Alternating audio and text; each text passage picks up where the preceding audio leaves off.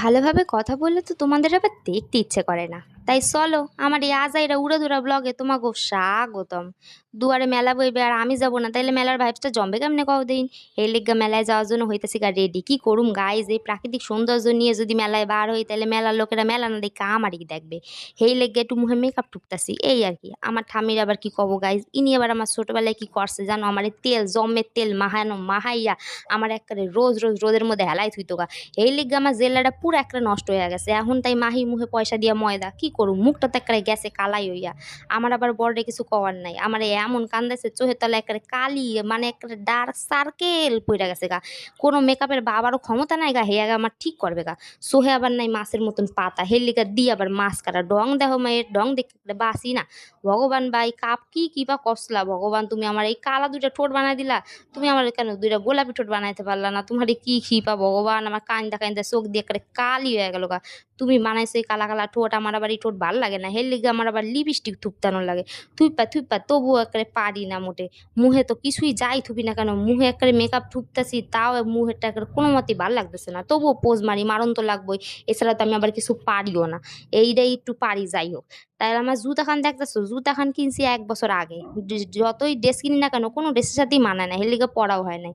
তো দেখো এই হচ্ছে গিয়ে আমাদের বৃন্দাবন চন্দ্রের মন্দির, যেখানে সকালবেলায় হয়েছিল জগন্নাথ দেবের স্নান যাত্রা। আর এখন এই মন্দিরের বাইরে বসেছে মেলা। এই যে মূর্তিগুলো দেখছো, এই মূর্তিগুলো রথে বসানো হয়, খুব সুন্দর লাগে। আমাদের এই গুপ্তিপাড়ায় যখন রথ টান হবে তোমাদেরকে নিশ্চয়ই তখন দেখাবো। চলো এবার আমার মুডে ফেরা যাক। এই হলাম গিয়া আমি। তো আমি যতই এই কারুকার্যগুলা দেখি একেবারে মাথা একেবারে নষ্ট হয়ে যেতেছে। এত সুন্দর কারুকার্য কেমনে করলো, কিভাবে করলো এত সুন্দর। তোমরা কখনো আইও দেখে যেও, জমের ভালো লাগে দেখতে। দেখো কত লাইটিং, এরকম যদি আমার ভবিষ্যৎটা লাইট হইতো তাহলে তুমি একেবারে সোনায় সোহাগা হয়ে যেতাম। আমার আবার ভালো কিছু কিছু মানুষের সহ্যের বাইরে, কারণ কি কথা, আমি আমার বড়ে যা কই না কেন হেইডে আমার বড় আমারে কিনা দেয়। আমার বড় আবার হয়েছে গিয়ে আমার মতন, আমার জম্মের জম্মের একটা জম্মের ভালোবাসে। আমি যা কই হেইডে আমারে কিনা দেয়, আমি তো একটা জম্মের খুশি হেরে পাই যা।